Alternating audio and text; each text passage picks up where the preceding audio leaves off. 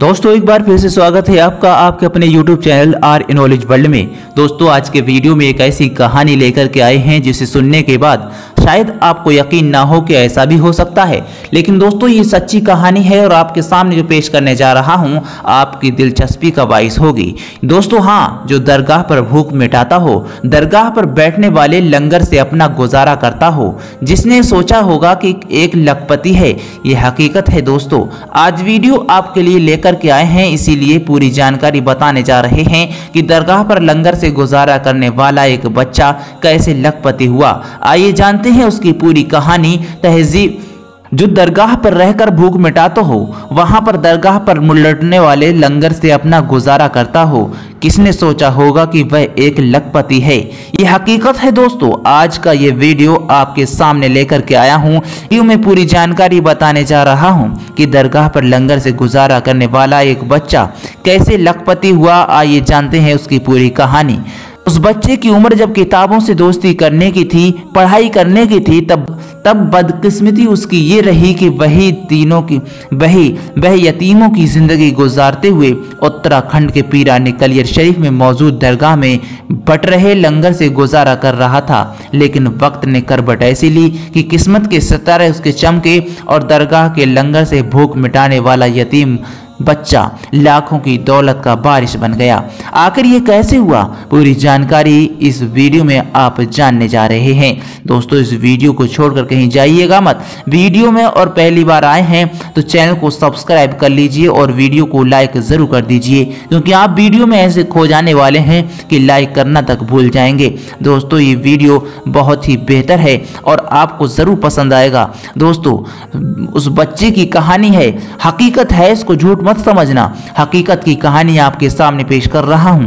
किस्मत कलेक्शन के ऐसे ही चमत्कार की चर्चा दुनिया भर में तो हो ही रही है, लेकिन इसके साथ साथ मशहूर दरगाह पीराने कलियर शरीफ में भी इसकी चर्चा हो रही है, क्योंकि ये बच्चा अपनी जिंदगी का गुजर बसर पीराने कलियर शरीफ की दरगाह पर बटने वाले लंगर से कर रहा था। लेकिन किस्मत में ऐसा पलटा मारा कि वह लाखपति निकला। हुआ पूरी जानकारी इस वीडियो में जानिए। और उस बच्चे की उम्र जब 8 वर्ष की थी तो उसकी जिंदगी कुछ और ही थी। वह बड़े प्यार और दुलार से पल रहा था। तब वह अपनी माँ और अपने पिता के साथ जिला सहारनपुर की तहसील देवबंद के एक गांव में रह रहा था। लेकिन किस्मत के कुछ ऐसे ही मोड़ लेती है कि किस्मत ने पलटा खाया। साल 2019 में वह दिन आया जब उसकी मां अपने पति के किसी बात को लेकर कहासुनी हो गई थी। उस कहासुनी के बाद उनके बेटे को लेकर ससुराल से अपने मायके चली गई थी। और उस बच्चे के पिता एक बीमारी जिसे पैरालिसिस कहते हैं उससे जूझ रहे थे। जिस वक्त बीवी और बेटा घर से जा रहे थे उस वक्त भी उसके पिता को बिस्तर पर ही थे। उनको अपनी पत्नी और बेटे के घर से जाने का दुख भी हो रहा था, लेकिन उन्होंने अपने पति को घर से वापस बुलाने की कोशिश भी की थी। उन्होंने अपनी पत्नी को बुलाने की कोशिश भी की थी, लेकिन उनकी पत्नी वापस आने को तैयार नहीं हुई थी। इतना ही नहीं, कुछ दिन बाद उनकी पत्नी अपना फ़ोन नंबर तक बदल देती हैं। इसी तरह से वह अपनी ज़िंदगी अपने मायके में गुजार रही थी। दिन महीना साल गुजरता रहा। इसी दौरान उनकी पत्नी पीराने कलियर में रहने के लिए 1500 रुपये महीने का एक कमरा भी किराए पर लिया था। वहां वह दरगाह में झाड़ू पोछा करके अपना और बेटे का गुजारा करती थी। कुछ वक्त बीत जाने के बाद वह दौर आया जब देश भर में कोरोना की लहर चालू हो गई थी। बच्चा बताता है कि कोरोना की दूसरी लहर में उसकी जिंदगी में सबसे बड़ा तूफान आया और उसके हाथों में ही माँ का दामन छूट गया। उनकी माँ इस दुनिया से अलविदा कह गईं।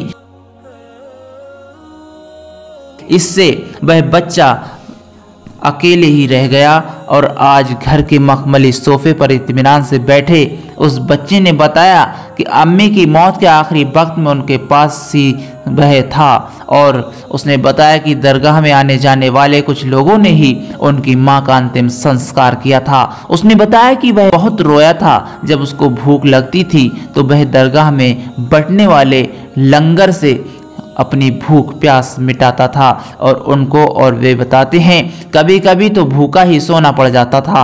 अब उस बच्चे के लिए एक अनजान शहर और उस अनजान शहर की गलियों में भटकना फिरना, यहाँ से सब उसके संघर्ष के दिन शुरू हुए थे। पेट की भूख मिटाने के लिए उसने चाय की दुकान पर काम भी किया था। ग्राहकों के लिए छोटू बन चुके इस बच्चे ने ग्राहकों को चाय देना, झूठे गिलास धोना रोजमर्रा का काम बन गया था।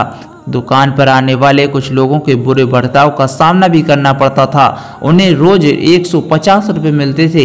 इनमें से 30 रुपये की रजाई की वह रकम देना पड़ती थी रात गुजारने के लिए। वह कहता है कि वह जब कभी वहां से पढ़ने वाले बच्चों को देखता था और खेलने वाले बच्चों को देखता था तो उसका मन भी खेलने को करता था और पढ़ाई करने को भी करता था। और क्यों ना करे, क्योंकि वह एक बच्चा ही तो था, लेकिन उसके आगे एक मजबूरी थी। इस मजबूरी की वजह से उसको ये काम करना पड़ता था। दोस्तों, लेकिन जब उसकी जिंदगी बदलती है तो उसकी किस तरह से किस्मत पलटा खाती है, किस तरह से उसको अपना पिछड़ा हुआ परिवार मिल जाता है, ये जानकारी जानिए। एक दिन उस बच्चे के दूर के रिश्ते के फूफा की पीराने कलियर में अपनी बहन के पास मिलने पहुंचते हैं। संयोग से वहां पर वह बच्चा भी होता है और वह उसके बेटे से मिलने के लिए आता था। उनकी नजर जब उस बच्चे पर पड़ती है तो उन्होंने पूछा, बेटा तुम्हारा नाम क्या है? उसने अपना नाम बताया और कहा कि तुम कहाँ के रहने वाले हो? उसने अपने घर का नाम, अपने गांव का नाम भी बता दिया। इससे उसके फूफा समझ रहे थे और उसने अपने पिता का नाम भी बताया और उससे पूछा कि तुम और किसी का नाम जानते हो? तो उस बच्चे ने अपने दादा का नाम, अपने चाचा का नाम भी बता दिया, जिससे उसके दूर के फूफा का शक यकीन में बदल गया और उन्होंने उसकी इत्तला उसके घर वालों को दी और जिससे उसके घर वाले वहां पर पहुंचते हैं और उस बच्चे को लेकर अपने घर पर वापस आ जाते हैं। इस तरह से वह अपने पिछड़े हुए परिवार से मिल जाता है।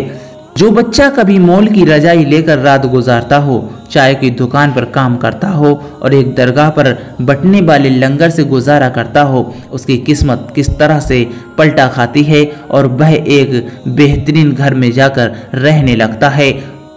आज वह बच्चा बड़ा होने के बाद कहता है कि मैं अनाथालय खोलूंगा और उसके परिवार के लोग कहते हैं कि ये बच्चा जहां भी पढ़ना चाहेगा हम इसको पढ़ाएंगे। उस बच्चे से पूछा गया कि तुम बड़े होकर क्या करना चाहते हो? तो उसने कहा कि मैं एक अनाथालय खोलना चाहता हूँ। उससे पूछा गया कि ऐसा क्यों करना चाहते हो?